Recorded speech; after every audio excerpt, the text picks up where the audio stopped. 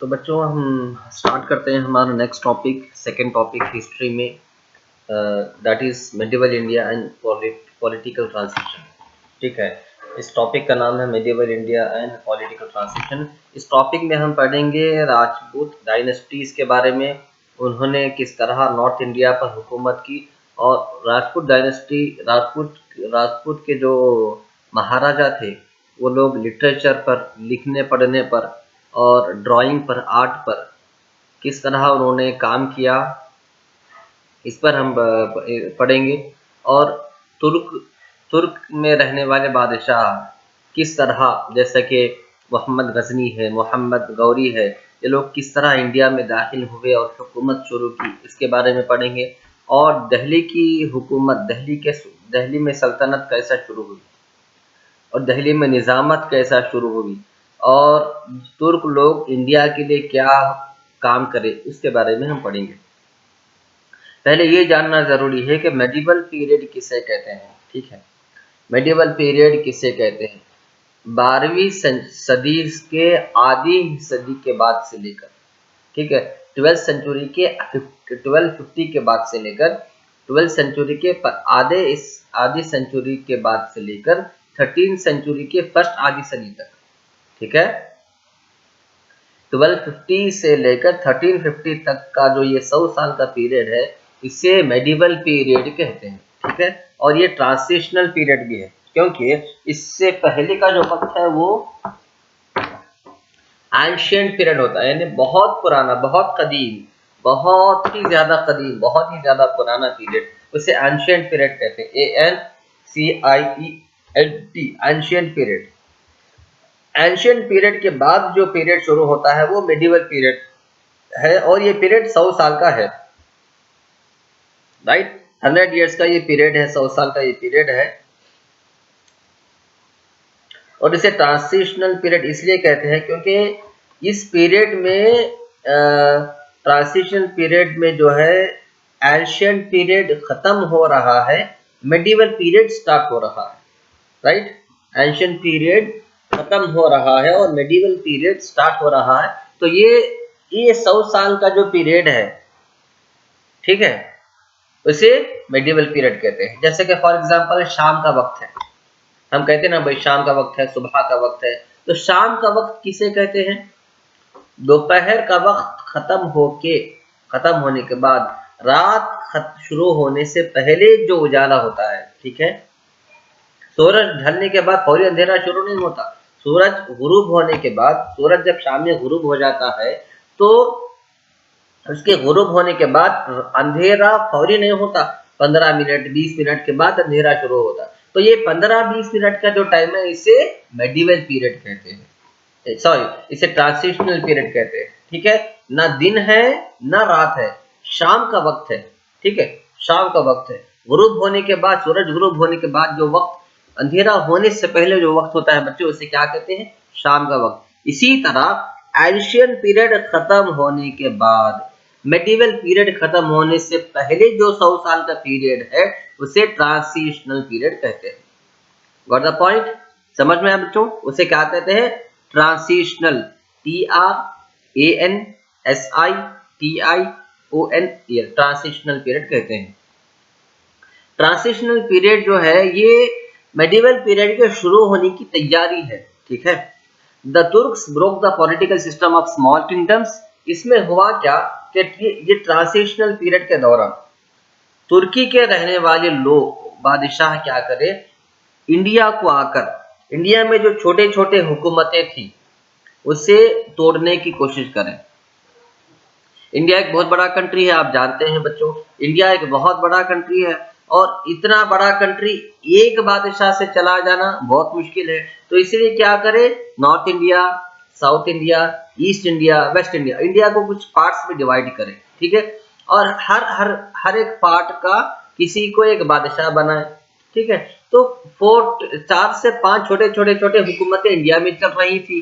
ठीक है, तो ये छोटे छोटे जो हुकूमतें इंडिया में चल रही थी, इसको आके किसने तोड़ा? तुर्की के रहने वाले बादशाहों ने आया और आके इसे तोड़ना शुरू किया।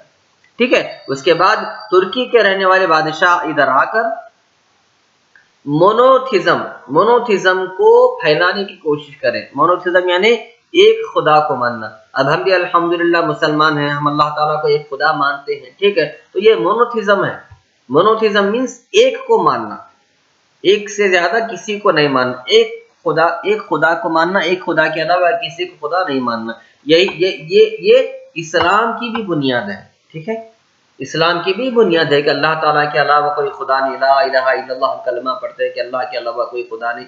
तो इस कलिमे की तबलीग के लिए तुर्की से बादशाह आना शुरू हुए, ठीक है। तो developments indicate the beginning of medieval period. All this developments, ये सारे चीजें क्या है, मेडिवल पीरियड के शुरू होने का सिग्नल, इशारा है, ठीक है। तो और तुर्कियों के इंडिया में आने से क्या क्या हुआ और वो लोग कैसा कैसा इंडिया में आकर हुकूमतों को तोड़े करे, वो सब बाद में पढ़ेंगे। लेकिन उससे पहले ये पढ़ना जरूरी है कि इंडिया में राजपूत डायनेस्टी कहाँ कहाँ फैली हुई थी और कहाँ कहाँ हुकूमत कर रही थी, ठीक है। Rajput dynasty after the rule of Vardhanas, ठीक, ओके। स्थानविनेश्वरा ये एक मुकाम का नाम है, ठीक है। यहाँ के बादशाहों को वर्धना कहते हैं, ठीक है। After the rule of Vardhanas of Sthanvishvara, Sthanvishvara के बादशाहों को क्या कहते हैं, Vardhanas. Most of the western and northern India was ruled by Gurjara Pratiharas, ठीक है। वर्धना की हुकूमत खत्म होने के बाद बहुत से इंडिया के नॉर्थ पार्ट और इंडिया के पार्ट, नॉर्थ यानी आज जहाँ पर हिमाचल प्रदेश और आज जहाँ पर हरियाणा, हिमाचल प्रदेश और जम्मू कश्मीर वगैरह, वो नॉर्थ में आता।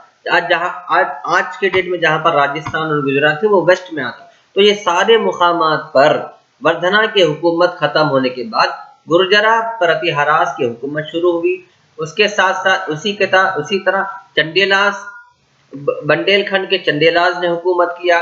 उसके बाद भरवालाज हुकूमत करे। उसके बाद सोलंकी खानदान के बादशाह हुकूमत करे। उसके बाद परामर्श खानदान के बादशाह हुकूमत करे। इसी तरह बहुत से अदर राजपूत, ये सारे राजपूत है, ये राजपूत के बादशाह हुकूमत करे। By the end of 12th century, 12वीं सदी के खत्म होने से पहले पहले राजपूत किंग्स लाइक पृथ्वीराज चौहान, राजपूत के बादशाह पृथ्वीराज चौहान, जयचंद्र घरवाल, परमदी देवा चंडेला, ये सारे बहुत बड़े बड़े ताकतवर बादशाह थे,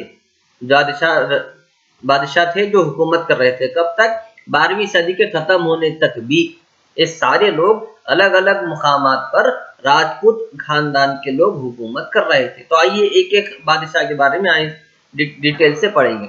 सबसे पहले गुर्जरा प्रतिहारास के बारे में। The Gurjara Pratiharas have claimed in many of their inscriptions that the Lakshmana of Ramayana period, Shastriya of Suryavansha period, as the founding person of their family, ठीक है। रामायण के पीरियड का जो लक्ष्मण है और सूर्यवंशा पीरियड का जो शास्त्री है, ये लोग क्या थे? फाउंडिंग थे। फाउंडिंग यानी बुनियाद, यानी प्रेसिडेंट थे ये लोग। किसके? गुर्जरा प्रतिहारास खानदान की हुकूमत के शुरू करने वाले थे ये लोग। इन्होंने इसकी बुनियाद रखी। कौन?